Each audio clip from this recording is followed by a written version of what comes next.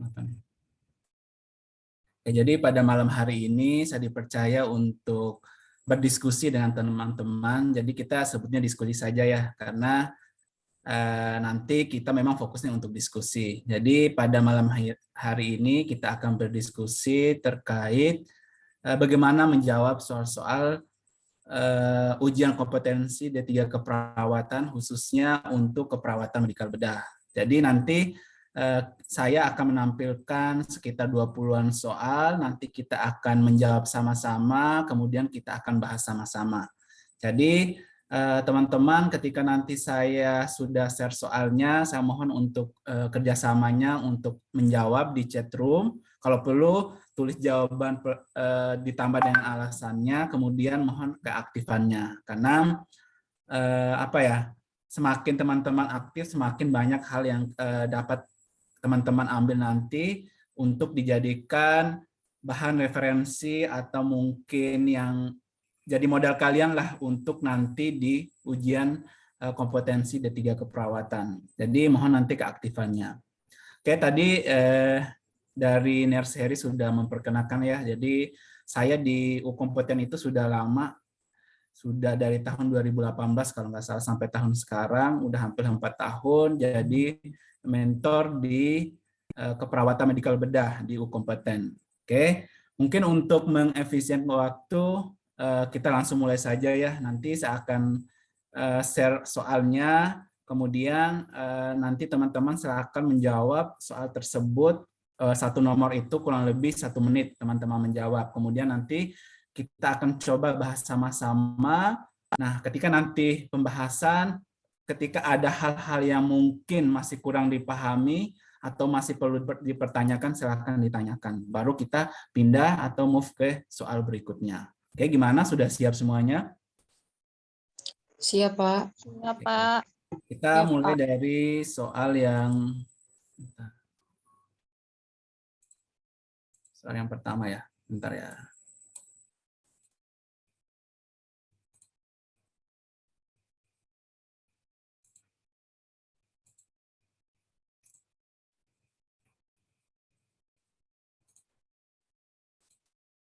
Oke, ini soal yang pertama. Silakan teman-teman dalam 1 menit untuk menjawab. Ini masih terkait soal pengkajian keperawatan. Oke, silakan tulis jawabannya di chat room. Kalau perlu teman-teman menulis alasan kenapa memilih jawaban tersebut. Oke, silakan.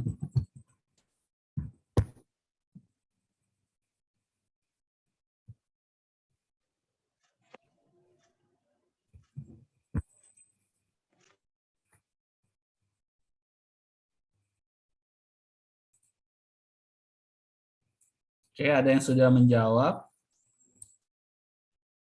Adam, Deti. Nah, ini udah beda nih antara Adam sama Kurnia apa Deti ya panggilannya.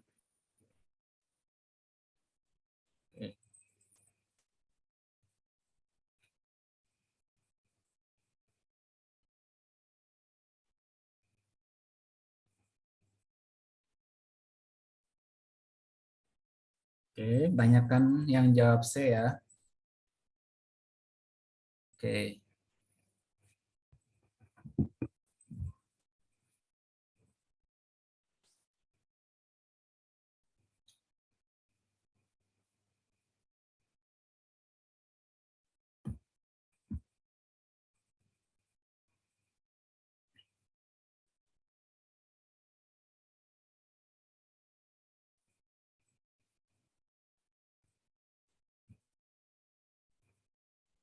Oke, waktunya sudah habis. Mungkin ada 1 orang yang ingin menjawab sekaligus memberi alasan kenapa milih jawaban tersebut.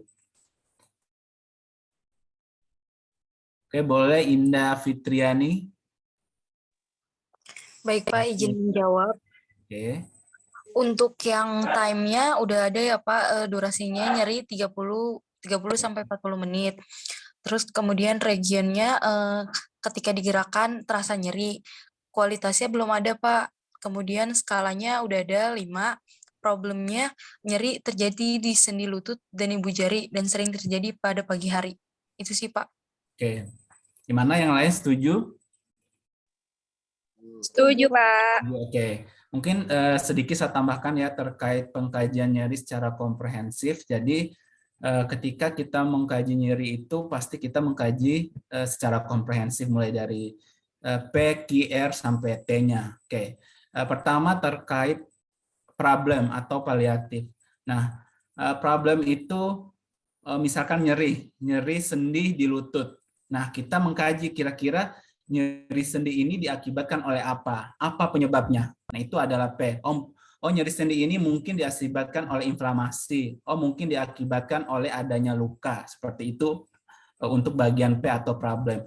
Nah, untuk P itu tidak hanya problem, tapi ada juga paliatif. Nah, paliatif itu apa? Paliatif itu adalah hal apa yang membuat nyeri itu bertambah berat. Misalkan problemnya itu terjadi inflamasi pada sendi. Nah, kapan nyeri itu bertambah berat? Oh, ketika kakinya digerakkan. Nah, itu adalah paliatif. Oke, paham? Kemudian Ki. Kalau Ki itu berkaitan dengan kualitas nyeri. Seperti apa sih nyeri yang dirasakan oleh pasiennya? Nah, itu adalah kualitas. Misalkan seperti tertusuk-tusuk, seperti teriris-iris, seperti rasa terbakar. Nah, itu adalah kualitas atau quality. Kemudian untuk region. Nah, kalau region itu tadi mungkin Indah masih agak keliru ya. Untuk region itu lebih ke lokasi, di mana lokasi nyeri itu terjadi. Nah, lokasi kalau region, lokasi nyeri itu terjadi. Oh, di sini di kasusnya nyeri terjadi di sendi lutut. Berarti sudah ada terkait regionnya. Kemudian severity atau scale. Nah, kalau scale itu berkaitan dengan skala. Mungkin teman-teman sudah sangat paham ya terkait skala nyeri. Kemudian problem atau provokatif udah tadi ya. Kemudian time. Nah, kalau time itu waktu. Waktu itu banyak kalau terkait time itu. Nyeri itu kapan biasa terjadi? Mungkin pada malam hari atau pada pagi hari. Kemudian berapa durasi nyeri itu muncul? Kemudian apakah nyerinya hilang timbul atau dirasakan terus-menerus? Nah, itu adalah yang bagian time-nya. Oke, jadi untuk kasus ini yang belum ada di dalam kasus itu adalah quality-nya atau kualitasnya. Jadi teman-teman sudah benar ya jawabannya C. Walaupun tadi ada masih keliru ya. Nanti ada mungkin bisa direview ulang lagi terkait pengkajian nyeri secara komprehensif. Oke, mungkin sebelum pindah ke soal berikutnya ada yang mau Izin ditanyakan? tipe Pak tadi. Ya, kenapa? Ini Pak, tipe tadi Pak, harusnya jawab yang quality Pak. Soalnya udah lihat tadi skalanya itu 5. Oke, siap. Oke, berarti Mas ada pertanyaan nggak? Cukup Pak, Pertanyaan? terima kasih Pak. Oke, jadi kita pindah ke soal berikutnya ya. Oke. Oke, silakan 1 menit.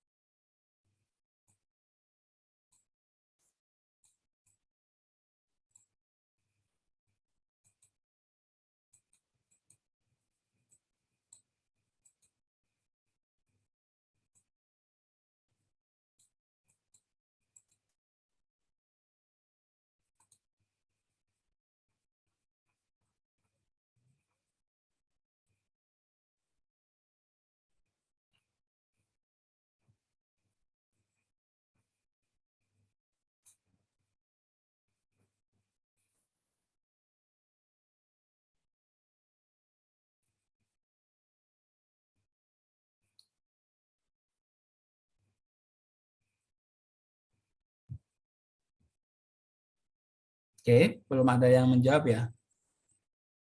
Ini waktunya sudah habis, tapi belum ada yang jawab. Oke, ayo coba dijawab dulu.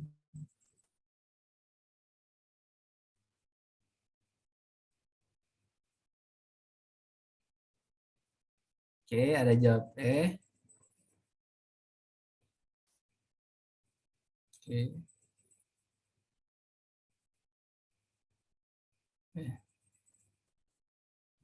Oke, mungkin saya minta siapa ini ya? Wardah, kira-kira kenapa memilih jawaban Wardah?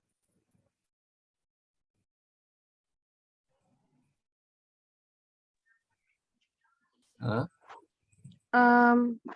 Karena keluhannya kan sesak berat ya Pak, keadaan umumnya Oke. juga lemah. Terus dilakukan pemeriksaan adanya penipisan massa otot. Oke. Jadi saya jawabnya Oke.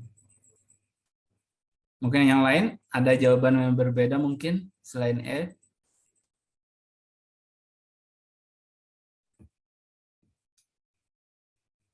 Oke.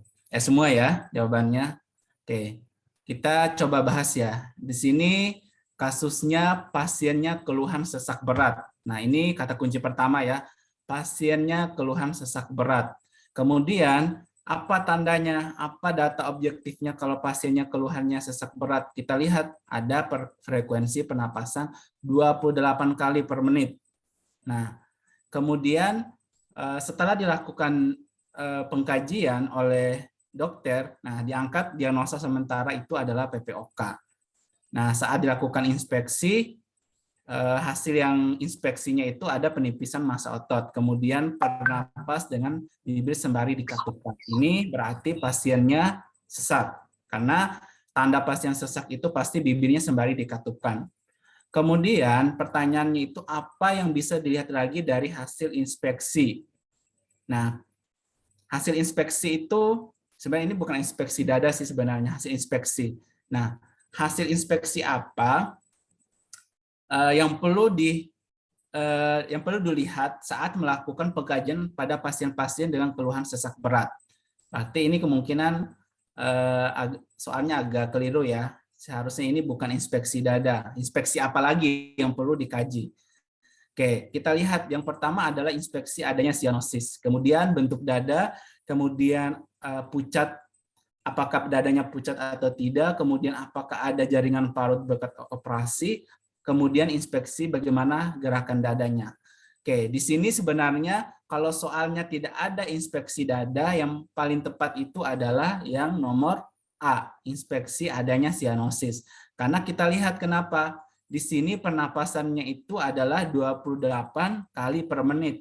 Ini berarti pasiennya sudah sesak berat. Nah, apa yang perlu kita khawatirkan ketika pasien kita itu sesak berat? Nah, yang paling dikhawatirkan itu adalah pasiennya mengalami sianosis, apalagi ini sesak berat ya. Otomatis kalau sesak berat itu pasti oksigen di dalam paru-paru itu akan sangat berkurang. Nah, kalau oksigennya sangat berkurang, apa yang kemungkinan terjadi pada pasiennya? Pasiennya akan mengalami sianosis. Itu yang perlu kita kaji yang paling utama ketika ada pasiennya sesak berat. Apalagi pasiennya datanya sudah pucat, kemudian ada tanda-tanda penurunan kesadaran, nah pasti kita harus mengecek apakah ada sianosis atau tidak. Nah, itu yang bagian inspeksi. Selain kita juga harus menginspeksi yang lainnya atau melakukan pemeriksaan yang lainnya. Nah, di sini yang tepat itu adalah yang nomor A ya, walaupun di soalnya itu ada inspeksi dada. Harusnya nggak ada dadanya, inspeksi saja. Mungkin nanti soalnya akan diperbaiki lagi. Oke, mungkin sedikit tambahan, misalkan pasiennya soalnya seperti ini, kemudian ditanya apa pemeriksaan penunjang yang harus dilakukan, misalkan soalnya ganti nih, kira-kira apa jawaban kalian? Pemeriksaan penunjang kalau pasiennya sesak berat, kemudian pasiennya sudah mengalami penurunan kesadaran, sesak, kira-kira apa pemeriksaannya? Kalau pasien sesak berat, pemeriksaan penunjang. Ayo, siapa yang tahu? Biasanya kalian kalau ada pasien sesak berat, itu biasanya dilakukan pemeriksaan apa? AGD bukan, Pak?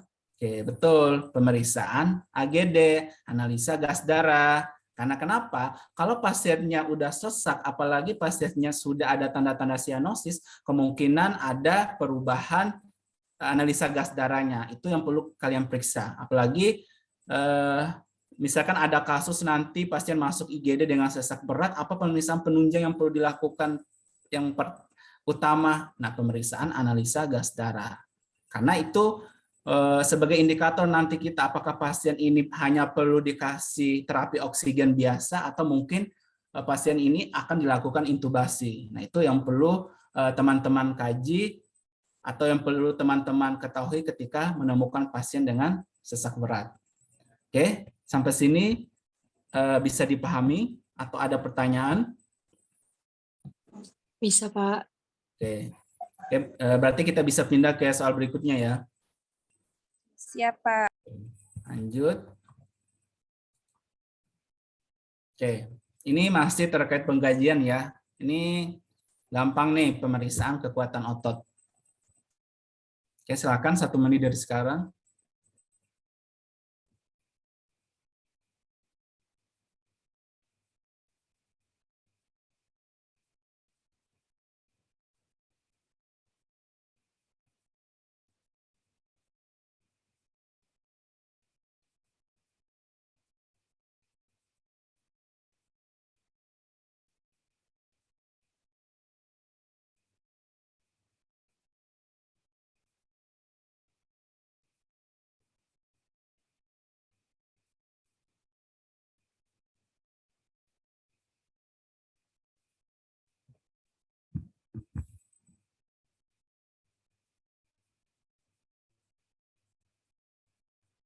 Oke, ada yang jawab B, oke.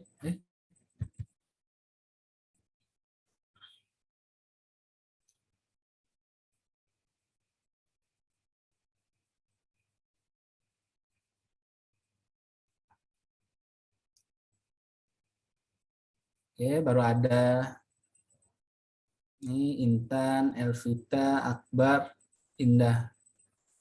Oke, ayo yang lain, silakan kirim jawabannya. Nggak apa-apa salah, nggak apa-apa.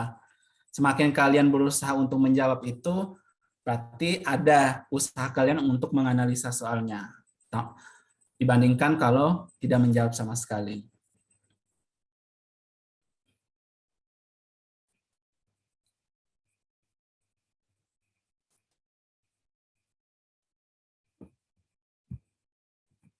Oke, ini baru 5 atau 6 orang yang belum menjawab. Oke, waktunya sudah habis, bahkan udah 1 menit lebih ya. Oke, ini kita langsung diskusi saja ya kalau untuk pemeriksaan kekuatan otot. Jadi yang perlu teman-teman ketahui, kalau kekuatan otot itu rentang nilainya dari angka berapa ke angka berapa kalau kekuatan otot?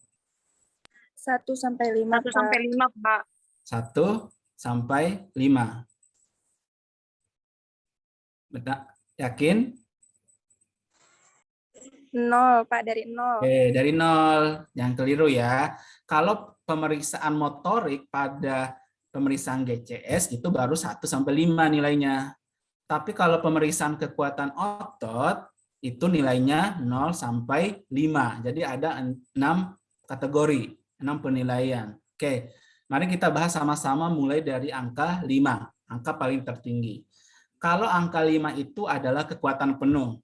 Misalkan pasiennya, Bapak coba diangkat tangannya Pak. Kemudian Bapaknya mengangkat tangan, kita berusaha untuk mendorong tangan Bapaknya. Berusaha untuk mendorong dan minta Bapaknya untuk menahan. Nah, ketika kita mendorong tangannya ke bawah, Bapaknya itu mampu menahan maksimal. Nah, itu nilai 5. Kemudian kita pindah ke nilai 4.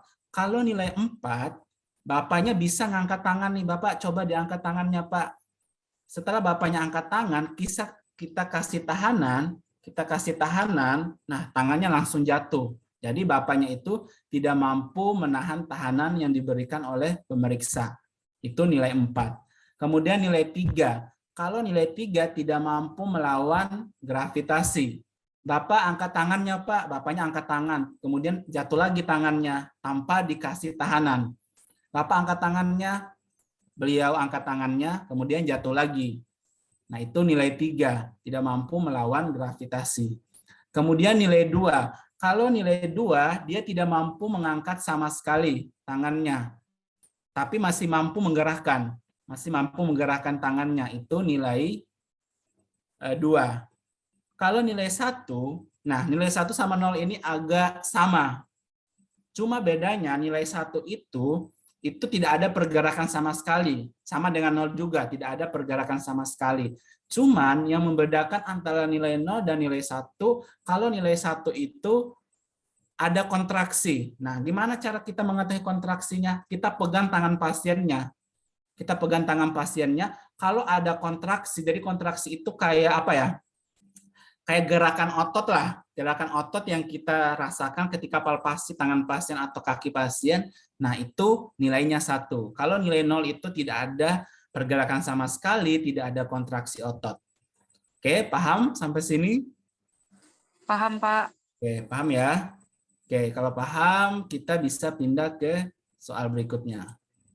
Oke, silakan. Ini sudah masuk ke diagnosa keperawatan. Tadi sudah selesai pengkajian. Sekarang kita masuk ke diagnosa keperawatan. Oke, silakan 1 menit dari sekarang.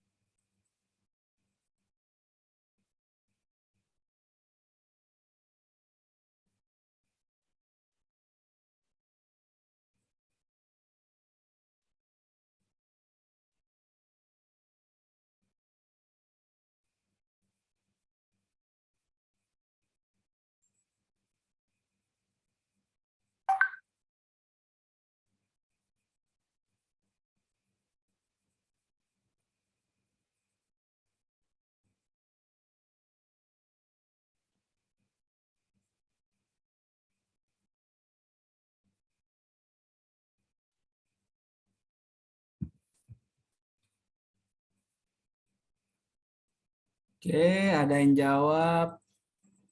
A. Oke, yang lain? Ayo, yang lain. Yuk, nggak apa-apa Itu salah. soalnya ganti, Pak. Soalnya Bapak keganti, Pak. ganti, Pak. Oh, ganti. Oh iya, maaf. Ini kayaknya masih otomatis kayaknya.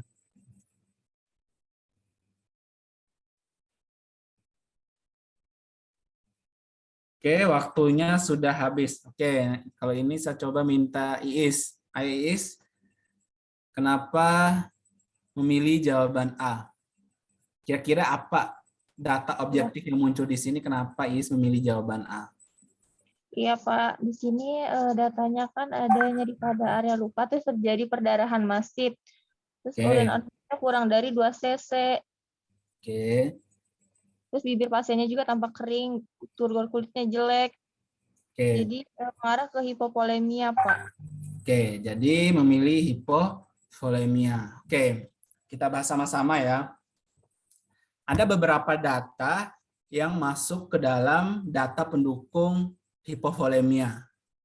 Yang pertama kita lihat tekanan darahnya. Kita lihat tekanan darahnya 90/60. Walaupun tekanan darah itu tidak bisa kita dijadikan patokan utama untuk mengangkat diagnosa hipovolemia. Karena kenapa? Karena setiap orang itu biasanya berbeda tekanan darahnya. Ada orang tekanan darahnya itu 90/60 atau per 50 itu masih normal. Memang dia normalnya segitu. Ada kan yang 100/70 dia masih normal. Jadi kita tidak bisa tidak bisa menjadikan tekanan darah itu sebagai patokan utama untuk mengangkat diagnosa hipovolemia. Bisa jadi memang orang tersebut tekanan darahnya segitu, memang agak rendah. Tapi ketika kita mengkaji, misalkan kita mengkaji pasien awal masuknya pasiennya 120/80 atau per 70. 1 jam kemudian pasiennya mengalami penurunan tekanan darah jadi 90/60. Itu bisa kita jadikan data sebagai data untuk mengangkat diagnosa hipovolemia karena terjadi penurunan yang drastis dari 120 menjadi 90/60. Nah, kemudian data apa lagi yang perlu sebagai data penunjang hipovolemia? Tekanan nadi atau frekuensi nadi. Pada orang dengan hipovolemia itu pasti terjadi takikardi atau peningkatan tekanan darah, peningkatan denyut nadi. Peningkatan denyut nadi atau takikardi plus ketika kita melakukan pemeriksaan nadi, nadinya teraba lemah. Cepat nadinya cepat tapi lemah. Bahkan biasanya hilang nadinya saat kita melakukan pemeriksaan. Nah, itu tanda yang kedua. Tanda yang ketiga, kita melihat urin output. Makanya teman-teman nanti kalau sudah kerja di rumah sakit, pasien di IGD datang dengan kecelakaan, apalagi pasiennya datang dengan pendarahan masif, pasti pasiennya itu langsung dipasang kateter. Pasti itu langsung dipasang kateter. Kenapa? Untuk melihat urine output-nya. Jadi jangan, kok Pak dipasang kateter, padahal dia cuma fraktur atau mungkin kecelakaan. Nah itu perlu dilakukan pasang kateter untuk melihat urine output-nya. Nah normalnya urine output itu lebih dari 2 cc per kilogram berat badan per jam. Oke, kemudian tanda-tanda objektif minornya itu bisa nih, tugel kulit jelek, kemudian bibir pasien tampak kering. Nah itu sebagai data objektif tapi yang minor. Oke, jadi di sini teman-teman sudah cocok ya, sudah betul memilih jawaban A, hipovolemia. Oke, sampai sini ada yang mau ditanyakan terkait diagnosa? Tidak, Pak. Lanjut, Pak. Lanjut ya. Oke, kita lanjut ke soal berikutnya. Oke, silakan.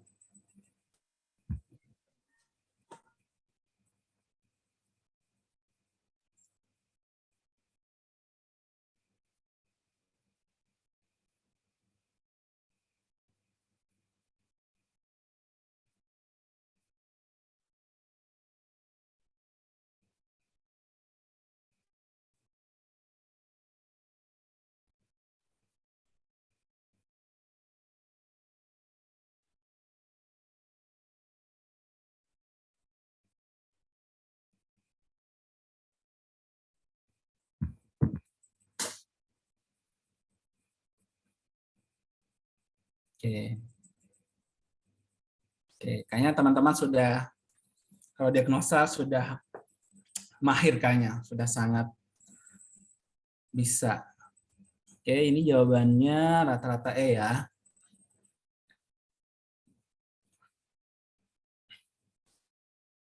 Oke, mungkin saya minta Nur Anissa. Ayo Nur Anissa, kenapa memilih jawaban E? Izin Pak, maaf. Di sini lagi azan Pak. Oh Jadi iya. agak berisik. Oke, berarti kita bahas aja ya, bahas sama-sama. Oke, saya langsung bilang aja kalau jawaban di sini adalah jawaban yang yang tepat. Nah, kenapa kenapa jawabannya E? Yang pertama adalah kita lihat apa yang menandakan kalau ada bersihan jalan napas. Nah, pasiennya mengeluh batuk, kemudian susah untuk mengeluarkan dahaknya. Oke, itu data yang 1 dan 2. Kemudian ketika kita melakukan auskultasi, pasiennya terdengar bunyi rongki. Nah, data lain yang muncul adalah frekuensi pernapasannya, yakni 26 kali per menit. Ini pasiennya sudah sesak. Nah, jadi pilihan jawaban yang tepat itu adalah ketidakefektifan bersihan jalan napas. Nah, tapi ada beberapa hal yang perlu teman-teman ketahui untuk diagnosa pada pernapasan. Biasanya itu yang muncul itu pola napas, bersihan jalan napas, dan gangguan pertukaran gas. Itu yang paling sering muncul. Nah, gimana cara membedakan antara ketiga diagnosa ini? Nah, coba saya bahas ya, antara ketiga diagnosa ini. Kalau ketidakefektifan bersihan jalan napas, itu fokusnya ada sesuatu yang menghambat jalan napas. Ada sesuatu nih di jalan napasnya, sehingga dia susah untuk napas, dan pasiennya mengeluh susah untuk mengeluarkan dahak, salah satu contohnya. Nah, pasien dengan asma juga bisa masuk ketidakefektifan bersihan jalan napas. Karena kenapa? Pada pasien asma itu terjadi penyempitan bronkus. Bronkus kan masuk salah satu jalan napas ya. Nah, kalau pada pasien asma itu masuk juga bersihan jalan napas tidak efektif. Intinya ada sesuatu yang menghalangi di jalan napas. Oke, itu kata kuncinya untuk bersihan jalan napas. Nah, kalau pola napas itu lebih ke polanya. Nah, lebih ke polanya bagaimana? Nah, yang pertama kita kaji dulu apakah pasiennya batuk nih, ada dahak apa enggak. Kalau tidak ada dahak, kalau tidak ada batuk dan tidak ada dahak, nah kita langsung mengarah, oh mungkin ini gangguan pola napas nih. Kita lihat yang pertama bagaimana frekuensi napasnya. Bagaimana pengembangan dadanya? Kemudian apakah bagian dada kiri dan kanan itu saat melakukan pernapasan itu sama enggak? Kan ada beberapa pasien itu ketika bernapas itu dadanya itu pengembangannya itu beda antara kiri dan kanan. Nah, itu bisa kita mengangkat diagnosa gangguan pola napas. Nah, bagaimana lagi untuk gangguan pertukaran gas? Kalau gangguan pertukaran gas, wajib hukumnya ada nilai AGD, analisa gas darah. Jangan mengangkat gangguan pertukaran gas kalau tidak muncul nilai AGD-nya. Tapi nilai AGD yang bagaimana? Nilai AGD yang abnormal. Biasanya nanti kalau kalian ujian, ada di komputernya itu nilai-nilai normal itu. Jadi sebenarnya nggak perlu hafal. Yang penting kalian paham nih konsep dari soalnya. Kalau muncul nilai AGD-nya, kalian lihat, oh ini nilai AGD-nya itu misalkan PCO2, saturasi oksigen, H+. Nah, kalian lihat nih, oh nilainya masih normal nih. Kalau nilainya normal, nggak boleh mengangkat gangguan pertukaran gas. Tapi kalau nilainya abnormal atau bermasalah, boleh kalian mengangkat gangguan pertukaran gas. Intinya kalau gangguan pertukaran gas tidak boleh mengangkat, tidak boleh mengangkat kalau nggak ada nilai analisa gas darahnya. Oke, paham? Sampai sini kira-kira paham nggak? Paham, Pak. Paham, Pak. Paham, Pak. Oke, kalau defisit nutrisi mungkin teman-teman sudah paham ya. Kalau defisit nutrisi itu biasanya itu ada penurunan berat badan atau IMT-nya itu di bawah normal. Kalau pasiennya cuma mual muntah, anoreksia tapi tidak ada data penurunan berat badan, itu masih resiko defisit nutrisi. Oke, kita pindah ke soal berikutnya.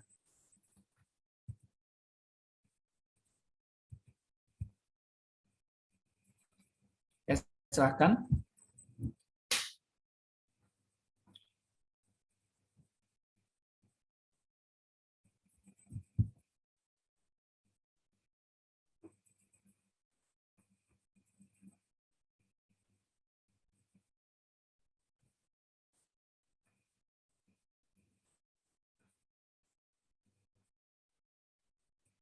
Oke, ini sudah ada yang jawab.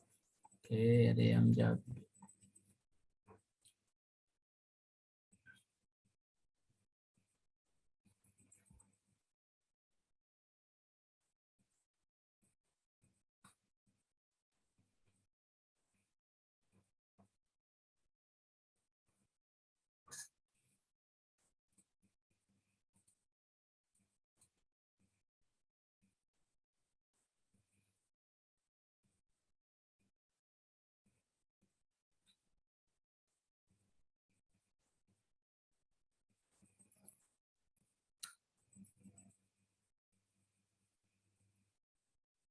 Oke, ayo yang lain.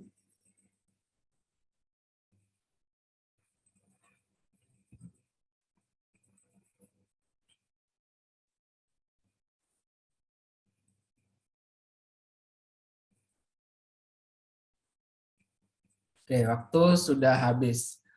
Oke, ini mungkin Truly nih.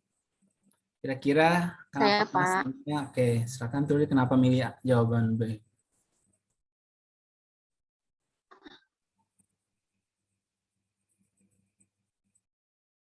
Masih di mute.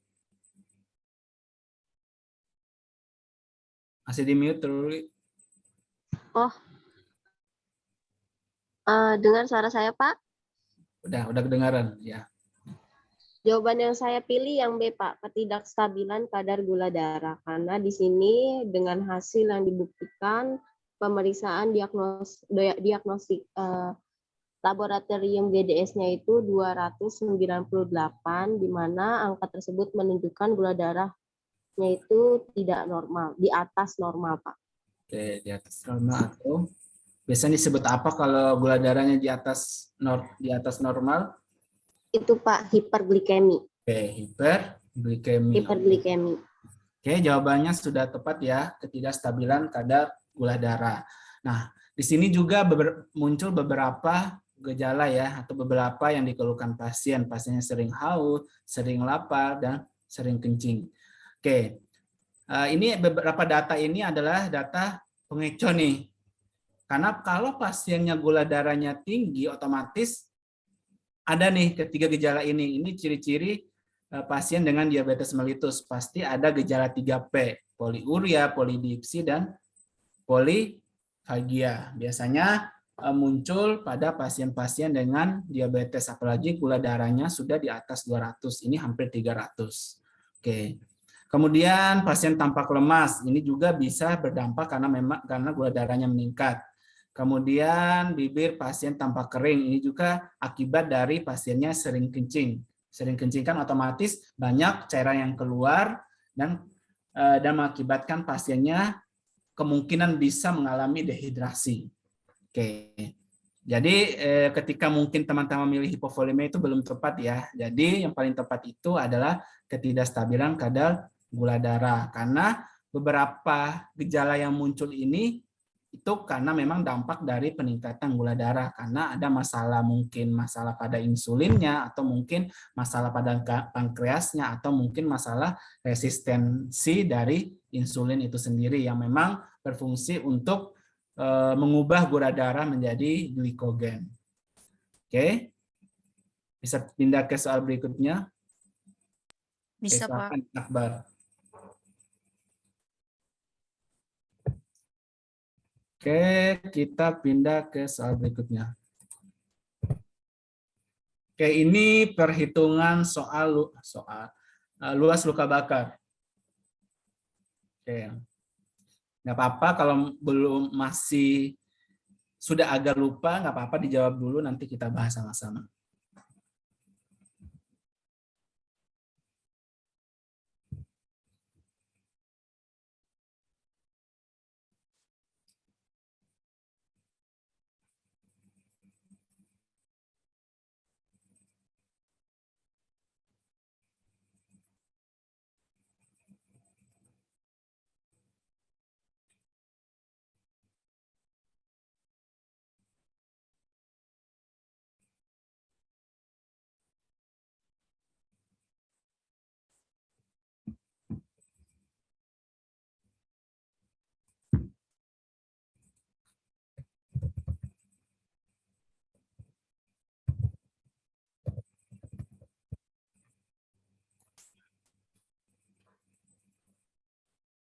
Oke, belum ada yang menjawab. Ayo, coba saya tambah lagi waktu 5 menit. 5 menit. 30 detik. Ayo, sambil diingat-ingat. Kalau tangan itu berapa, paha itu berapa.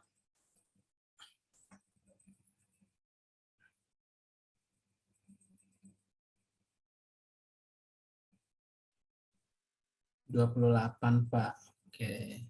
Tapi nggak ada pilihan jawaban 28.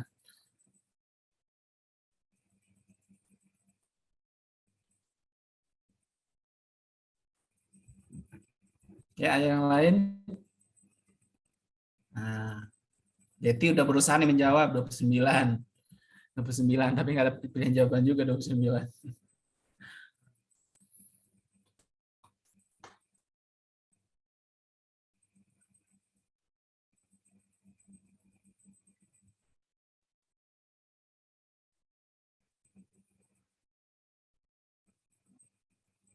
Oke, wajah, tangan kanan, depan.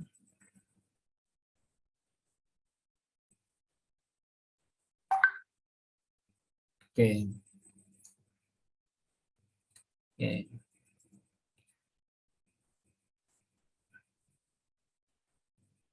Oke, kita bahas ya. Waktunya sudah habis. Oke.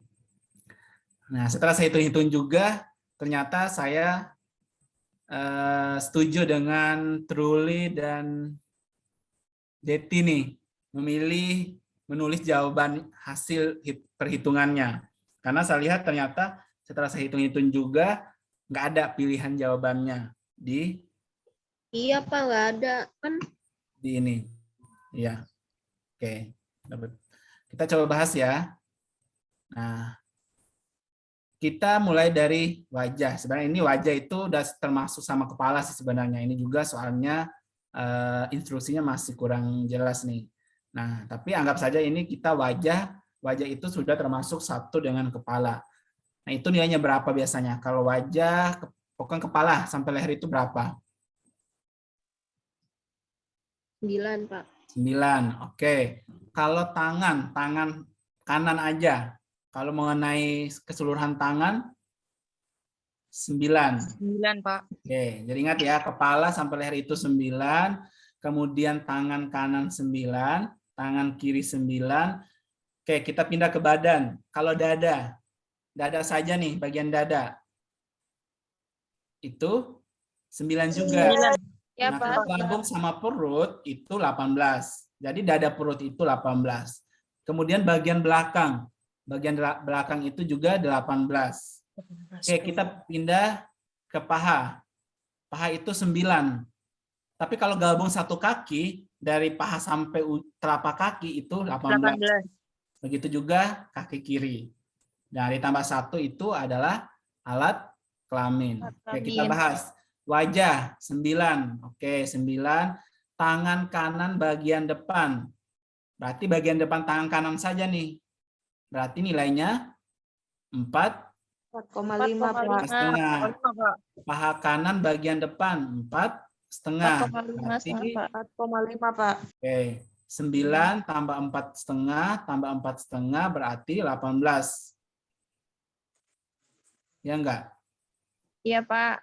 Benar, 18. Pak. 18. 19, Pak. Oke, tambah alat kelamin 1. 19, Pak. 19. Oke. Tapi nggak ada pilihan jawaban di sini. Iya, Pak. 19. Oke. Jadi nanti perlu direview ulang lagi ya, silahkan baca. Tapi biasanya itu keluar nih, kadang keluar, kadang tidak untuk luas luka bakar. Tahun yang kemarin, bukan tahun yang kemarin, ya, tahun ini saya tanya mahasiswa saya, katanya luas luka bakar nggak masuk. Tapi nice to know aja, sebaiknya tahu juga, jangan sampai masuk. Gitu. Oke. Untuk luas luka bakar, bentar, ini ada yang hitung ulang nih. 9, 9, 9 plus 1. Oke. Indah, karena tulisannya ini tangan kanan bagian depan. Kalau ditulis tangan kanan keseluruhan atau mungkin tangan kanan saja, itu bisa kita ambil 9. Paha kanan bagian depan, berarti bagian depan saja, nggak mengenai semua paha. Makanya tadi kita ambil 4 setengah, 4 setengah. Kalau mungkin tulisannya paha kanan, tangan kanan, nah berarti nilainya memang 9. Wajah ini 9, tangan kanan 9, paha kanan 9, dan alat kelamin 1. Nah itu cocok Indah. Kalau memang ditanya seperti ini, berarti hanya bagian depan saja yang terkena. Jadi kita ambil setengahnya saja, 4 setengah. Oke, gimana Indah? Paham Indah? Paham, Pak. Oke, kita pindah ke soal berikutnya ya. Oke, ini masih terkait tetesan infus. Oke, silakan.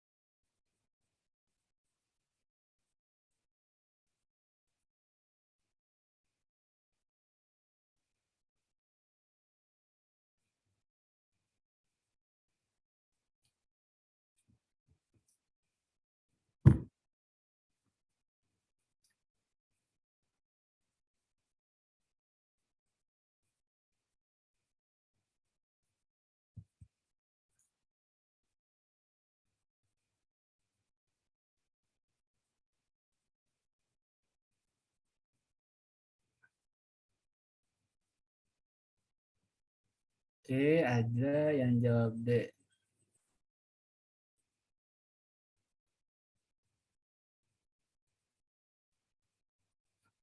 Oke, ini perlu hitungan ini.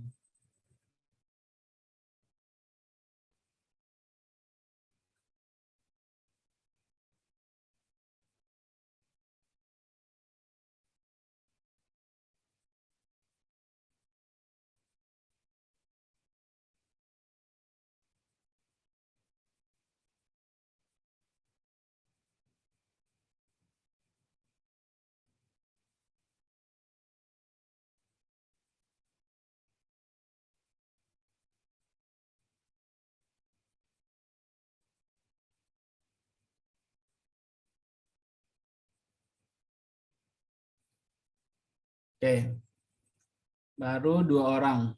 Oke, coba kita hitung sama-sama ya. Pada pasien mendapat terapi cairan intravena sebanyak 432 cc dalam 8 jam pertama. Nah, ditanya berapa tetes nih? Nah, kalau pada pasien luka bakar, nah, teman-teman harus paham nih pemberian cairannya. Jadi pemberian cairan pada pasien luka bakar itu, misalkan ini 4.320 jumlah cairan yang akan diberikan selama 8 jam pertama. Pasien mendapat terapi cairan intravena sebanyak 4.320 cc dalam 8 jam pertama. Berarti akan ada 4.320 cc selama 8 jam. Nah, gimana cara hitungnya? Anda masih ingat rumus untuk menghitung tetesan infus? Jumlah cairan Jumlah cairan, Pak. Jumlah cairan kali faktor tetes dibagi waktu, Pak. Oke.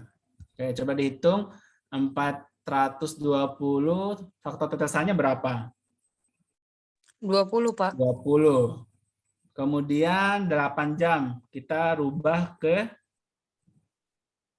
menit, berarti 8 kali 60. 6 kali 8, 48, berarti 480 menit. Jadi jawaban yang tepat itu adalah jawaban yang D, 180. Paham nggak kira-kira? Paham, Ini Pak. kayak hitungan yang tetesan infus biasa nih. Cuma memang soalnya ya menjelaskan dulu, oh ini pasien luka bakar, luas luka bakar segini, cara yang diberikan segini, tapi tetap saja hitungannya seperti perhitungan tetesan infus seperti biasanya. Oke, ada mungkin yang mau ditanyakan atau bisa pindah ke soal berikutnya?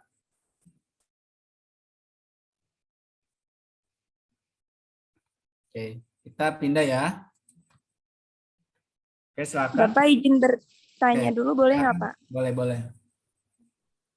Ini kan dalam soal ini kan untuk pemberian cairannya dalam luka bakarnya udah diketahui nih ya, Pak. Iya. Kalau misalnya belum diketahui, berarti kita harus mencari jumlah cairannya dulu, Pak, yang rumus luas bakar itu. Ya, jadi kalau memang nggak diketahui makasih, jumlah Pak. cairannya, kita hitung dulu. Udah tahu kan rumusnya? Luas luka bakar dikali berat badan dikali 4 cc. Ingat nggak rumus formula Baxter untuk perhitungan luas luka bakar? Luas luka bakarnya berapa? 4%, Pak. Ya. 4 cc, Pak, dikali persen luka bakar dikali berat badan. Oke, betul. Jadi persen itu jangan 36% itu diubah ke 0,36 ya. Jadi ambil 36-nya aja. Jadi 36%, 36 yang diambil. Nah, misalkan hasilnya 1000 cc misalkan ya, hasilnya 1000 cc. Kalau pasien dengan luka bakar itu ada 2 kali pemberian nih cairannya, 8 jam pertama sama 16 jam berikutnya. Jadi totalnya 24 jam. Misalkan cairannya 1000 cc. Kalau 8 jam pertama setengah berapa dikasih? Jadi 8 jam pertama itu setengahnya. Nah, kemudian 16 jam berikutnya baru setengahnya. Kalau jumlah cairan keseluruhannya 1000 cc, berapa dikasih 8 jam pertama? 500, Pak. Oke, 500 cc. Jadi selama 8 jam itu harus habis 500 cc. Kemudian 500 sisanya itu harus habis dalam 16 jam. Kira-kira paham nggak? Paham, Pak. Ya, oke, paham. Oke, kita pindah ke soal berikutnya.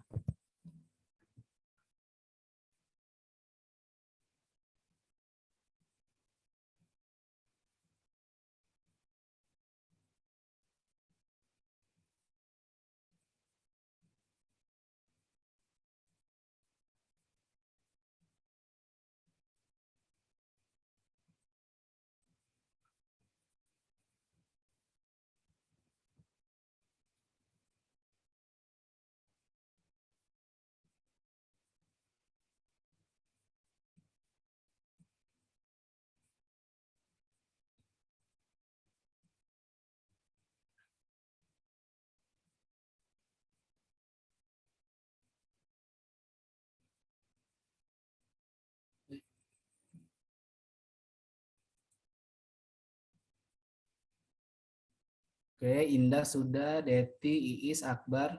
Oke, yang lain, ayo yang lain.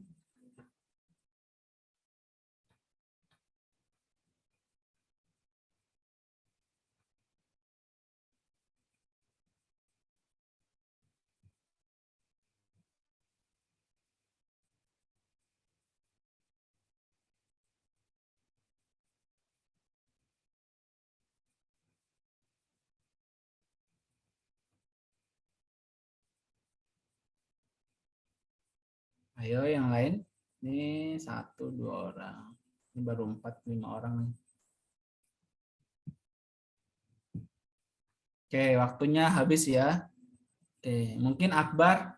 Kenapa milih B, Akbar?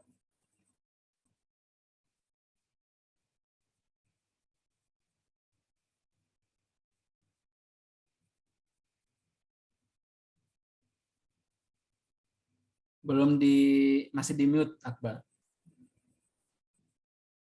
Kenapa Akbar memilih jawaban B?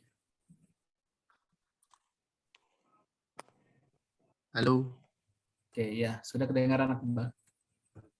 kedengaran. Kan ini apa namanya, seorang lelaki usia 30 tahun dirawat di Yayasan Kombustian luka bakar. Terus dari hasil pengkajian fisik diperoleh luka bakar pada luka bakar antara 90/50. Frekuensi nadinya sudah ketahuan juga dan teraba lemah. Frekuensi napas 20 kali per menit. Nah, untuk jawabannya yang pertama misalnya monitor frekuensi napas dan nadi itu dia udah ada, Pak. Oke. Lalu yang kedua melakukan rehidrasi cairan sesuai dengan kebutuhan itu belum ada. Saya majunya terpakunya di B karena itu apa namanya, teraba lemah dan bibir tampak kering. Terus untuk ngecek monitor keadaan umum itu udah jelas ada, Pak, di situ. Monitor tekanan darah sudah ada. Terus yang merawat luka itu belum ada, tapi masih menurut saya nggak masuk di apa namanya, di merawat luka. Ya. Merawat luka itu bukan nggak masuk ya, tapi belum prioritas dulu untuk dilakukan. Tetap nanti ada perawatan luka kalau luka bakar, tapi bukan prioritas dulu. Oke. Oke.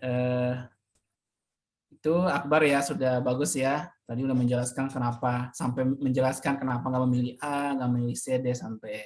Oke. Oke, dari jawaban penjelasan Akbar tadi sudah sangat benar ya. Itu pilihan yang tepat itu yang B, karena kita lihat dari datanya kemungkinan pasien ini akan mengalami hipovolemia, bahkan mungkin sudah hipovolemia nih. Apalagi kalau urinnya mungkin udah sangat pekat atau mungkin pasiennya udah penurunan kesadaran, nah pasti kita curigai dengan hipovolemia. Kalau pasiennya hipovolemia, intervensi prioritas yang perlu kita lakukan itu adalah pemberian cairan. Wajib hukumnya cairan. Karena mau kalian monitor tekanan darahnya secara terus-menerus, kalau nggak diatasi core problemnya atau akar masalahnya, nggak bakalan berubah juga tekanan darahnya, nggak bakalan naik juga tekanan darahnya. Begitu juga frekuensi nadi dan frekuensi napasnya. Tetap saja bermasalah, karena core problem di sini ini adalah masalah cairan. Karena pasien dengan luka bakar itu terjadi dehidrasi, terjadi pengeluaran, evaporasi cairan, keluar cairan akibat suhu yang panas. Nah, kekurangan cairan ini yang membuat cairan di dalam pembuluh darah itu juga berkurang, makanya terjadi hipovolemia. Jadi kalau cairannya keluar, otomatis apa yang perlu kita lakukan? Mengganti cairan yang keluar tersebut. Nah, dengan cara apa? Dengan cara melakukan rehidrasi cairan. Nah, rehidrasi cairan itu ya pasang infus. Pasien masuk dengan luka bakar, kita pasang infus, kita kasih cairan, kita hitung berapa kebutuhan cairannya, kita kasih cairan. Nah, itu prioritas. Nah, merawat luka juga dilakukan pada pasien luka bakar, tapi bukan prioritas. Begitu juga mungkin monitor tekanan darah dan frekuensi napasnya. Intinya, Di sini kita mengatasi core problemnya. Core problem itu akar masalah. Apa sih yang membuat tekanan darahnya menurun? Apa sih yang membuat frekuensi nadinya meningkat dan lemah? Nah, di sini masalahnya pasiennya kekurangan cairan, otomatis untuk mengatasi kekurangan cairan pasti kita kasih cairan. Nah, kita pasang infus, kita lakukan rehidrasi cairan. Oke, bisa dipahami? Bisa, Pak. Oke, kita atau ada yang mau ditanyakan dulu terkait soal yang ini, kasus yang ini? Enggak, Oke. Pak, cukup, Pak. Oke, cukup ya. Kita pindah ke soal berikutnya.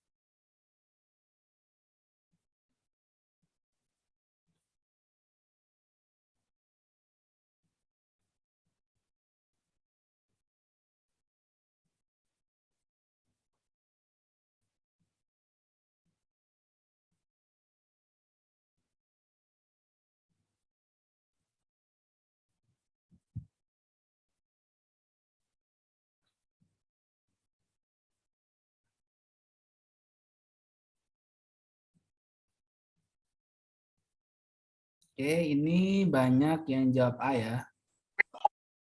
Oke, nggak ada yang mau jawab berbeda. Ya, bukan berarti salah ya yang A. Ternyata mungkin ada yang berbeda jawabannya. Terkadang berbeda itu ya berbeda itu wajar gitu. Belum tentu salah gitu. Beda itu belum tentu salah. Oke, yang lain gimana? Apa masih mau menjawab, mencoba menjawab? Oke, waktunya sudah habis ya. Jadi biasakan nanti kalau mengerjakan soal ujian kompetensi itu, biasa itu dikasih waktu nggak sampai 1 menit ya. Kalau nggak salah 50 detik satu soal. Jadi manfaatkan waktu sebaik mungkin. Manfaatkan waktu sebaik mungkin supaya kalian bisa menggunakan waktu. Misalkan ada soal yang mudah, soal yang mudah itu mungkin 10 detik itu udah bisa dijawab. Nah, kalian bisa pakai untuk menjawab yang lain. Jangan kalau soalnya kalian anggap sudah susah, tinggalkan soal tersebut, cari soal yang kalian bisa menjawab dulu, baru mengerjakan soal yang susah. Itu mungkin tips dan trik dari saya untuk mengerjakan soal UKOM ya, mengenai waktu. Oke, kita kembali ke soalnya. Ini ditanya masalah keperawatan. Oke. Ansietas. Ansietas, tadi banyak menjawab ansietas. Ini Indah bertanya apakah dia bisa. Oke. Kita lihat di sini. Ada beberapa data yang muncul. Ada beberapa data yang muncul. Di sini pasien takut. Katanya takut nih. Kemudian pasiennya tampak cemas, gelisah. Kemudian pasien selalu bertanya tentang penyakitnya. Bahkan di catatan pasien tidak ada rencana amputasi. Kok dia takut diamputasi padahal nggak ada rencana amputasi. Oke, tekanan darahnya bahkan sampai meningkat nih. Nah, apa core problem dari masalah ini? Nah, misalkan saya bertanya nih, kalau kalian misalkan mau ujian, tiba-tiba ditanya soal, terus kalian tidak tahu menjawab, tidak paham dengan soal tersebut. Kira-kira kalian akan cemas nggak? Akan bingung nggak? Mas bingung, Pak. Bingung, Pak. Akan gelisah nggak? Iya, Pak. Kalau ditanya, "Ih, soal apa itu ya? Kok saya nggak pernah baca gitu." Nah, ini sama dengan ini nih. Kalau pasiennya nggak paham terkait penyakitnya, pasti pasien itu akan cemas. Yakin saya. Apalagi pasiennya itu banyak info dari luar. Oh, kalau DM itu pasti dipotong kakinya, pasti diamputasi. Nah, kalau di kasus ini kita punya kata kunci sebenarnya. Di sini pasien selalu bertanya tentang penyakitnya. Bingung dia terkait penyakitnya. Kalau pasiennya sering-sering bertanya, kira-kira apa masalahnya? Defisit Pasiennya pengetahuan, Pak. mengalami defisit pengetahuan. Nah, kenapa pasien cemas gelisah? Karena dia nggak paham. Nah, kalau pasien nggak paham, pasti dia akan cemas gelisah. Tapi, misalkan pasien sudah berapa kali dirawat di rumah sakit. Nah, sudah keluar masuk rumah sakit, sudah sering dijelaskan terkait penyakitnya. Tapi dia masih cemas gelisah, masih tampak cemas, mukanya murung dan sebagainya. Boleh kita mengangkat ansietas. Karena dia bukan lagi nggak paham terkait penyakitnya, tapi memang dia mungkin ada masalah lain yang membuat dia cemas, yang membuat dia ansietas. Oh mungkin, saya sebentar lagi mungkin akan meninggal dengan penyakit saya. Oh penyakit saya ini tidak bisa disembuhkan lagi. Oh dia murung, dia sampai gangguan tidur. Nah boleh kita mengangkat ansietas. Tapi kalau pasiennya masih bingung, masih bertanya-tanya tentang penyakitnya, itu kita angkat dulu defisit pengetahuannya. Oke, kira-kira paham? Paham nggak? Paham, Pak. Oke, bentar ya. Laptop saya.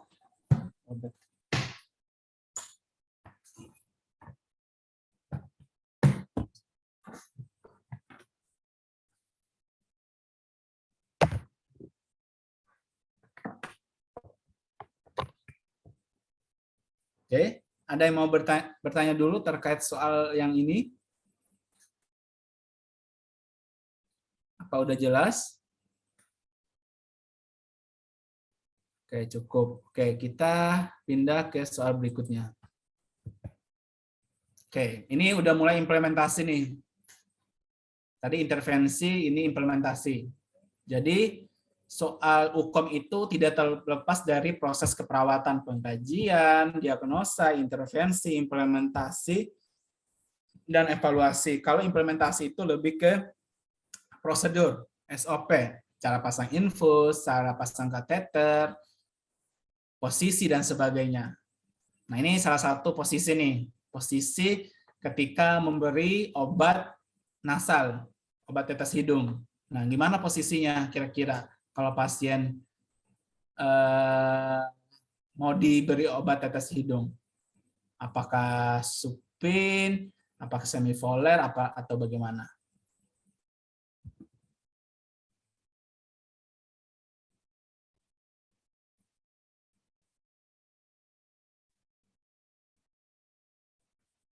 Nih, kalau udah belajar ROM ini, pasti udah paham nih ROM, terkait fleksi, ekstensi, supinasi, pronasi, dan sebagainya. Oke, ayo kira-kira diapain kepalanya pasien nih kalau mau ditetes obat hidungnya? Posisi yang tepat. Oke, ada yang jawab D. Oke, ayo yang lain.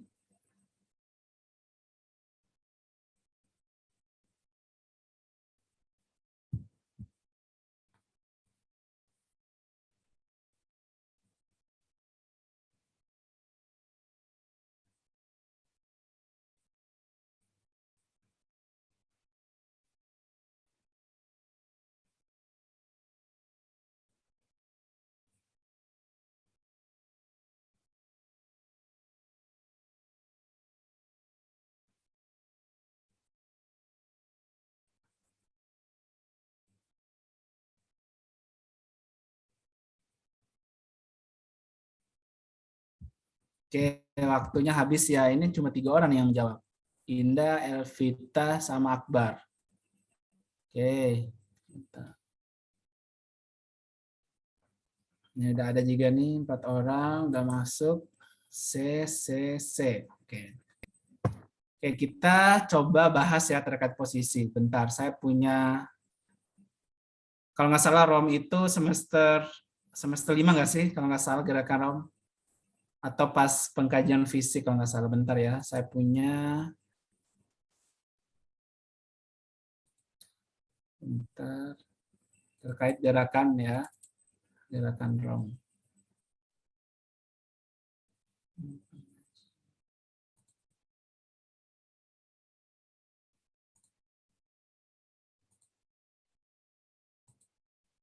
Oke. Kelihatan nggak? Kelihatan, Pak. Oke. Bentar. Nah, ini nih. Jadi jangan sampai keliru ya antara fleksi, ekstensi sama hiperekstensi. Kira-kira kalau mau diteteskan hidungnya ini, kira-kira mana yang cocok? Hiperekstensi, Pak. Hiperekstensi. Jadi fleksi itu kan ini posisi lurus nih kita. Fleksi itu kita kayak memfleksikan dagu ke bagian dada. Kalau ekstensi itu kembali ke posisi semula. Itu yang perlu teman-teman pahami, jangan sampai salah. Fleksi, ekstensi itu ke posisi semula, hiperekstensi itu yang mengadah ke atas. Jadi cocoknya ini, ya posisi yang tepat itu adalah posisi hiperekstensi, bukan ekstensi. Kalau posisinya seperti ini, nah ini nggak bisa nih masuk tetes hidungnya. Walaupun masuk nanti akan keluar lagi. Nah begitu juga dengan fleksi, apalagi fleksi ngebukin bisa di tetes sini. Nah, yang cocok itu adalah hiperekstensi. Oke, kira-kira bisa dipahami? Pak izin Pak, kan Oke. itu posisinya apa? Supinasi ya Pak? Oke, supinasi itu ya tergantung Akbar. Jadi tetes hidung itu kalau pasien memang nggak sadar atau mungkin tirah baring total, itu posisi supin nih, tidur nih, terbaring. Nah, walaupun terbaring, nah apa yang dilakukan? Pasti fleksi leher, bukan, pasti ekstensi leher. Kan telentang kan, kalau supin itu lurus. Nah, kalau mau ditetesin obat ke hidungnya pasti dilakukan hiperekstensi. Jadi agak menghadap ke atas pasiennya. Tapi kalau pasiennya sadar, biasanya itu duduk. Pasiennya duduk atau posisinya itu yang 45 derajat ya, tergantung dari kemampuan pasiennya. Intinya di sini yang perlu diperhatikan itu posisi kepalanya, bukan posisi badannya. Karena di sini yang kita mau lakukan itu adalah pemberian obat tetes hidung. Oke, bisa dipahami? Oke. Kita kembali ke soal ya.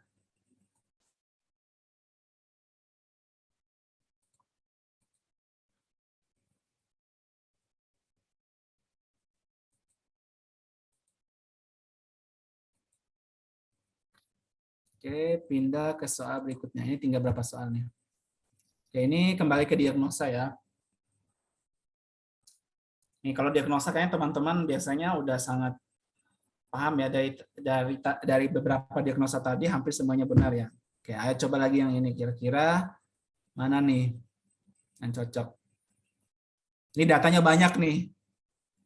Mulai dari mobilisasi, istirahat, napas, luka, banyak di sini. Nah, kira-kira apa nih? Udah banyak nih langsung menjawab. Oke.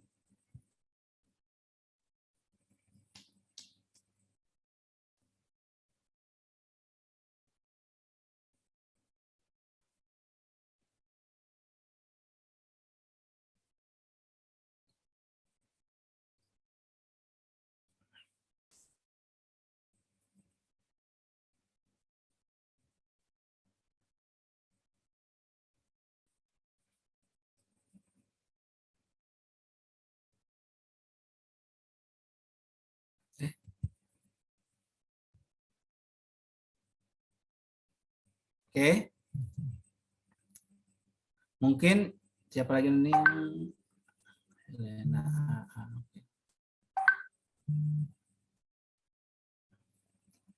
Oke, kita coba langsung bahas ya. Jadi di sini pasiennya banyak nih data yang muncul.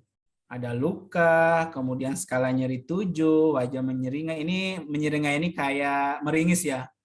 Tampak gelisah, tampak cemas, takut bergerak, ngantuk, mual, nafsu makan berkurang. Ini banyak yang muncul nih. Ini data pengecoh nih. Dia nanti, oh kayaknya mungkin defisit nutrisi nih. Oh ini ada juga nih hambatan mobilitas fisik. Oke. Jadi di sini kita lihat nih yang paling spesifik di sini adalah terkait nyeri.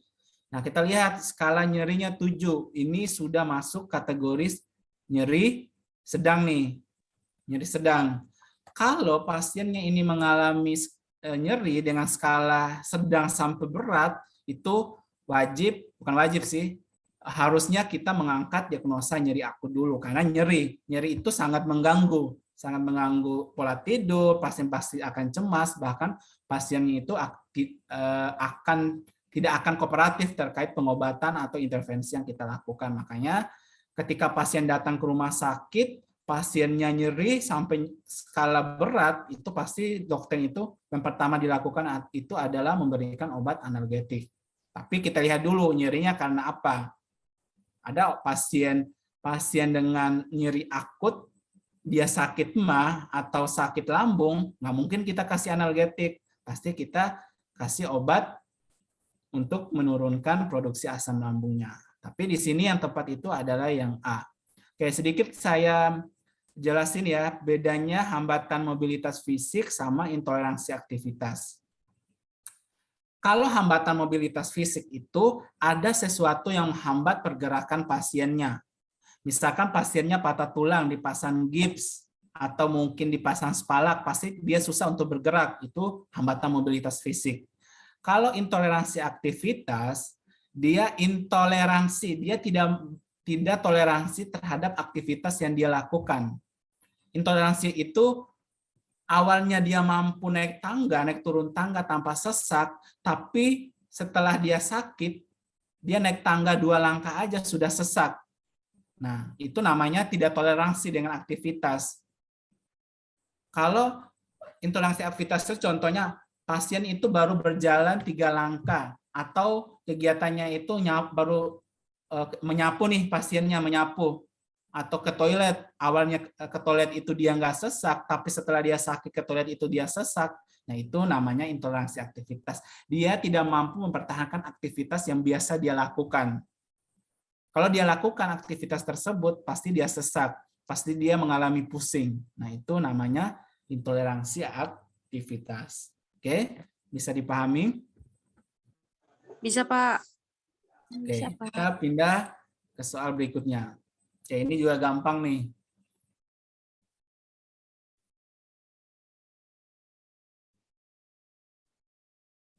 Nah, kata kuncinya ada kata kuncinya nih.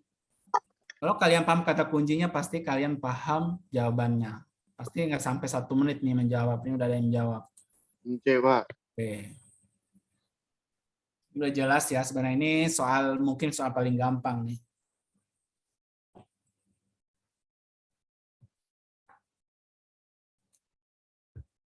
Oke. Intinya di sini kata kuncinya itu adalah pasien tampak susah mengeluarkan dahaknya. Kalau pasien tampak susah, apa yang perlu kita lakukan? Kita ajarin dulu bagaimana cara mengeluarkan dahaknya. Dengan cara apa? Dengan cara mengajarkan teknik batuk efektif. Oke. Ini nggak perlu mungkin penjelasan panjang lebar ya. Nah, kita bisa pindah ke soal berikutnya. Oke, silakan. Ini udah masih agak-agak susah nih sedikit. Tapi ada kata kuncinya. Kalau kalian kata kuncinya, pasti kalian paham apa yang perlu dilakukan.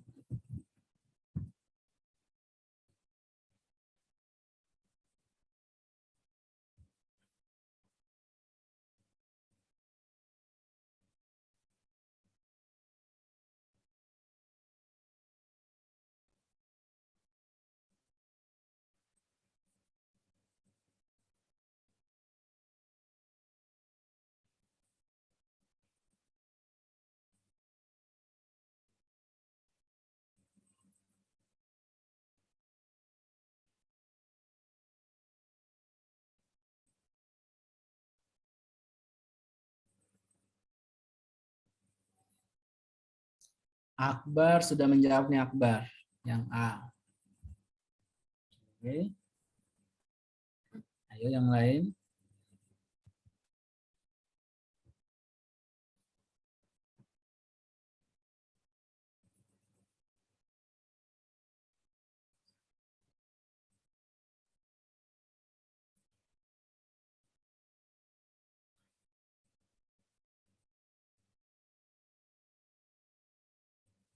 Oh ini udah ya, yang lain juga. Dwi, Akbar, kemudian Bella, udah nih, Intan. Iis yang B. Oke. Oke, waktunya habis ya. Oke. Kita cari kata kunci. Kira-kira kata kunci di sini apa? Sesak apa udem? Kira-kira. Oke. Ini sesaknya, pasien sesak nih sampai 26 kali per menit. Tapi kalau teman-teman paham patofisiologi gagal ginjal, pasien bisa sesak itu karena apa kira-kira? Pada pasien gagal ginjal kronik atau GGK. Penumpukan cairan, Pak. Penumpukan cairan. Apalagi pasien ini udem anasarka. Udem anasarka itu udem seluruh tubuh. Kalau udem seluruh tubuh pasti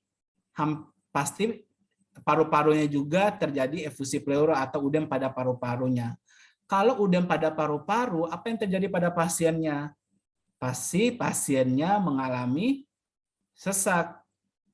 Nah, kalau pasiennya sesak, sesaknya kan karena penumpukan cairan. Kalau dikasih oksigen, kira-kira sesaknya akan berkurang nggak? Akan hilang nggak? Enggak, Pak. Karena Ya, karena nggak diatasi masalah utamanya atau core problemnya. Tapi kalau pasiennya nggak ada riwayat udem atau nggak ada riwayat gagal ginjal, nah kemungkinan pemberian oksigen ini cocok. Karena kita nggak paham sesuaikan apa, tapi di sini udah jelas, di sini dijelaskan pasiennya itu udem anasarka. Jadi supaya pasiennya nggak sesak, apa yang dilakukan? Yang dilakukan itu adalah mengeluarkan cairannya. Supaya apa? Supaya cairan di dalam paru-paru itu berkurang. Supaya paru-parunya itu dapat melakukan pengembangan dengan maksimal saat bernapas. Nah, jadi cara mengeluarkan cairan itu dengan apa? Dengan pemberian diuretik. Atau biasanya lasik, biasanya kalau di rumah sakit. Biasanya dikasih lasik kalau pasien dengan udem. Sebenarnya pemberian oksigen juga nggak salah. Tapi yang paling utama yang diprioritaskan itu pemberian diuretik. Walaupun pasien gagal ginjal itu datang dengan sesak, tetap kita kasih oksigen juga. Kalau di rumah sakit ya. Jangan nanti, diuretik dulu, nanti oksigennya. Biasanya dikasih bersamaan nih, diuretik juga, oksigen juga. Tapi yang paling prioritas untuk mengatasi masalah yang muncul pada pasien itu adalah pemberian diuretik. Jadi oksigen itu untuk mengurangi sesaknya aja, tapi nggak bakalan hilang kalau nggak dikasih diuretik sesaknya. Makanya yang cocok itu adalah yang B, pemberian diuretik. Bisa dipahami? Bisa, Pak. Bisa, Pak. Bisa, Pak. Kita pindah ke soal berikutnya.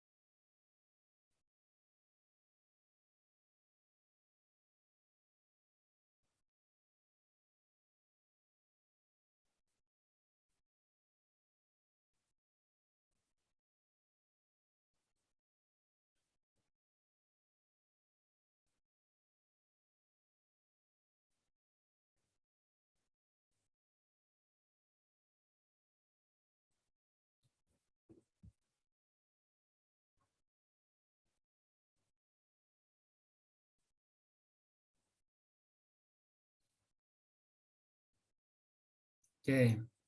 Ayo yang lain kira-kira apa nih? Pasien dengan meningitis. Kesadaran menurun. Nah, ini pasien dengan tidak baring total nih.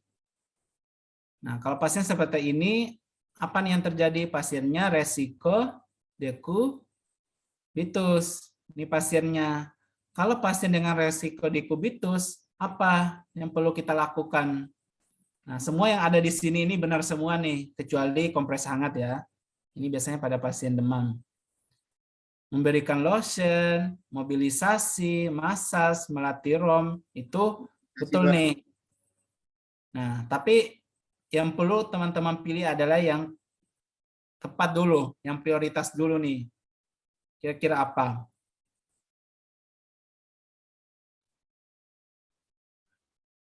Oke. Jadi, untuk pasien dengan tirah baring total itu, udah pasti itu. Yang kita lakukan itu, yang prioritas itu adalah mobilisasi. Mobilisasi setiap 2 jam. Miring kiri, miring kanan. Biasanya itu mika-miki, biasa kita di rumah sakit yang sebut. Nah itu yang prioritas dulu. Nah, walaupun memang membeli lotion itu juga perlu dilakukan pada pasiennya, apalagi pada bagian yang penonjolan tulang. Tapi kalau pembelian lotion nggak disertai dengan mobilisasi, percuma juga, karena lotion itu fungsinya hanya sementara. Misalkan pasien ini ada penekanan pada bagian belakang di sakrumnya, kita cuma kasih lotion aja. Nah, lotion itu berapa jam kemudian, apalagi mungkin pasiennya pakai baju, nanti bakalan hilang juga karena kegesek sama bajunya. Itu kalau lotion. Tapi kalau pasien dengan tirah baring total itu biasanya prioritas kita lakukan itu adalah mobilisasi setiap 2 jam atau mika-miki. Nah, itu yang perlu kita lakukan sembari juga kita membeli lotion. Jadi di sini pilihan yang tepat itu adalah pilihan yang C. Oke, kita lanjut. Bentar. Ini soal terakhir dulu, selesai soal terakhir.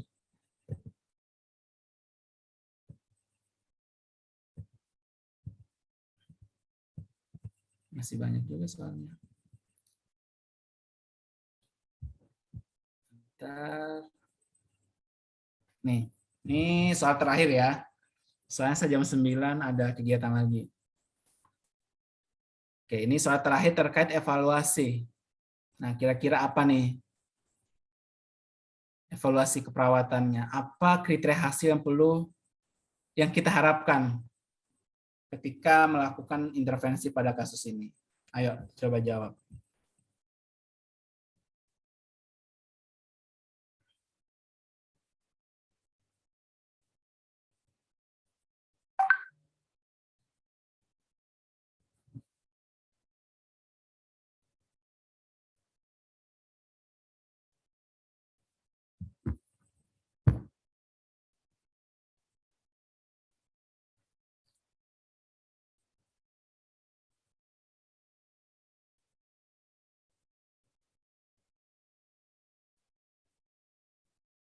Akbar, C, E, dan E. Oke. Oke, ayo fokus di kasus ini apa yang sudah dilakukan.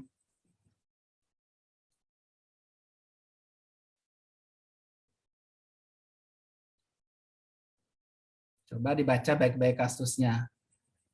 Apa yang telah dilakukan di kasus ini dan apa tujuan tindakan itu? Itu yang kata kuncinya di sini.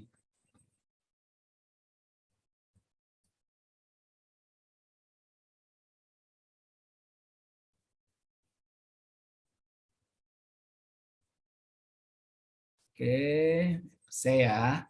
Oke, jadi sebenarnya sini kita nggak perlu banyak baca soalnya ya. Jadi kita fokus saja. Saat ini pasien diberi intervensi pembatasan cairan dan kalau berhasil tindakan hemodialisis.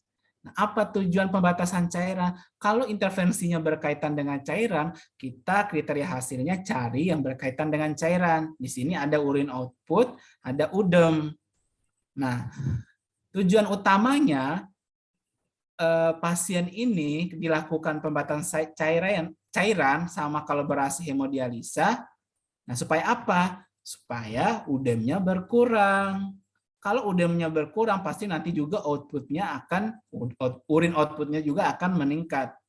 Jadi di sini jangan sampai terkecoh ya, ini HB-nya 7,8.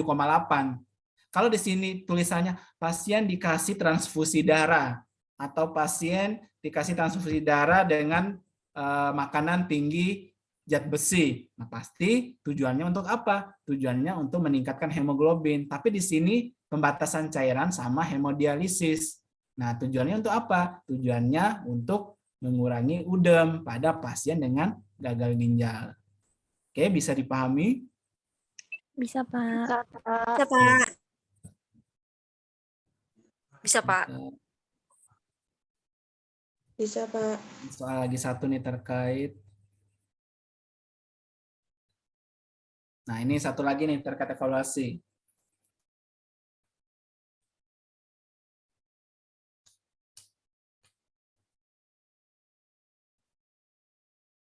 Pasien dikasih cairan, tujuan untuk apa nih cairan? Kira-kira apa yang menjadi parameter atau tanda pemberian cairan kita itu bagus gitu, terbukti berhasil? Kira-kira apa?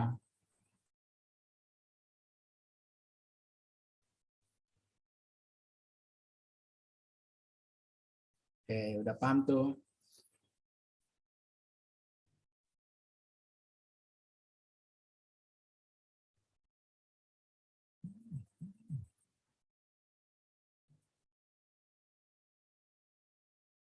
Oke, nanti udah pada paham ya. Jadi intinya kalau untuk melihat evaluasi itu kalian bisa fokus ke tindakan yang dilakukan atau pilih kira-kira masalah utamanya apa. Misalkan pasiennya masalah utamanya sesak. Oh, pasiennya sesak nih. Tujuan dari tindakan kalau nggak tergambar tindakan itu, kalau nggak tergambar tindakannya, oh diagnosa utamanya sesak, pasti nanti hasilnya oh frekuensi napas normal atau sesak berkurang. Kalau memang di kasusnya itu nggak tergambar tindakan yang dilakukan, misalkan cuma dijelaskan kasusnya pasiennya sesak, bla bla bla bla bla bla. Nah, apa tujuan intervensi utama pada kasus tersebut atau apa yang diharapkan dari intervensi pada kasus tersebut? Nah, kalau kalian bisa mengangkat diagnosa keperawatan utama, pasti nanti fokusnya ke situ juga evaluasinya. Oh, pasiennya nggak sesak lagi, frekuensi napasnya berkurang. Jadi seperti itu untuk menjawab soal terkait evaluasi keperawatan. Bisa dipahami ya teman-teman? Bisa, Pak. Bisa, Pak. Oke, karena waktunya sudah habis, mungkin sebelum kita tutup ada pertanyaan dulu dari semua soal nomor 1 sampai nomor terakhir tadi. Mungkin ada yang masih kurang dipahami atau masih ada pertanyaan. Silakan teman-teman tanyakan.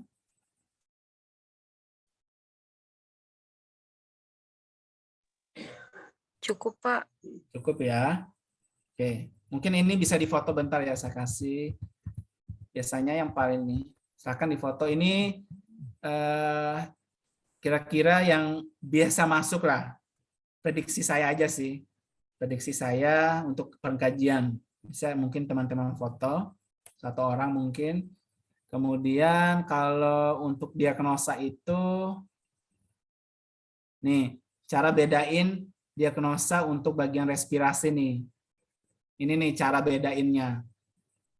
Mana yang bersihan jalan napas, mana yang pola napas, mana gangguan pertukaran gas, mana yang gangguan ventilasi spontan.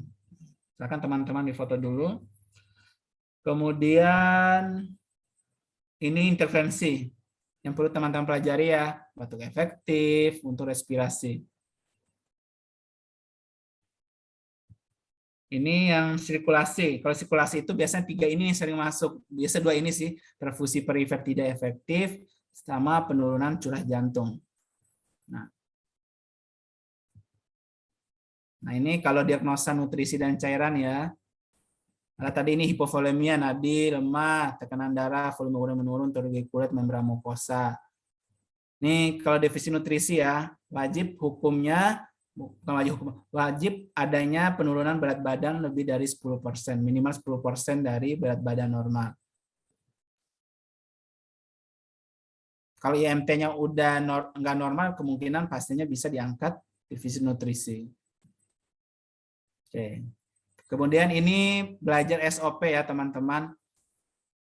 Ini yang biasa masuk. Biasanya itu pemberian oksigen, NGT, pasang infus, kateter tuh paling sering. EKG juga kadang-kadang pemberian EKG. Kalau D3 itu lebih ke SOP-nya. Cara pemberiannya, langkah apalagi selanjutnya yang perlu dilakukan. Kalau nurse itu biasanya ada masalah nih, oh pasien dimasukkan kateter, ada tahanan, apa yang perlu dilakukan? Kalau D3, kateternya sudah dimasukkan ke dalam uretra. Nah, tindakan apa selanjutnya yang perlu dilakukan? Nah, biasanya begitu kalau soal D3 keperawatan. Makanya teman-teman belajar SOP, belajar standar operasional prosedur tindakan-tindakan keperawatan. Nah, harus sesuai SOP. Nah, ini kalau mau baca ya referensi-referensi yang biasa dipakai dosen-dosen untuk menulis soal ujian kompetensi. Saya juga biasanya kalau nulis soal ujian kompetensi yang dikirim ke IVK biasanya pakai buku ini. Ini bukan promosi ya, cuma sekedar informasi aja buat teman-teman untuk referensi. Karena di sini sudah apa ya, diagnosanya sudah jelas, SOP-nya sudah ada. Kalau yang kanan ini banyakkan perhitungan, lebih ke ringkasan praktek keperawatan lah yang biasa kita lakukan di rumah sakit. Oke, karena waktunya sudah habis, kita cukupkan pertemuan kita pada malam hari ini. Mohon maaf jika ada kekurangan. Semoga teman-teman nanti ketika ujian itu hari Senin ya? Ya Pak ujiannya? Hari Minggu, Pak. Oh, hari Minggu ya? Hari Minggu, Iya, Pak. Hari Minggu.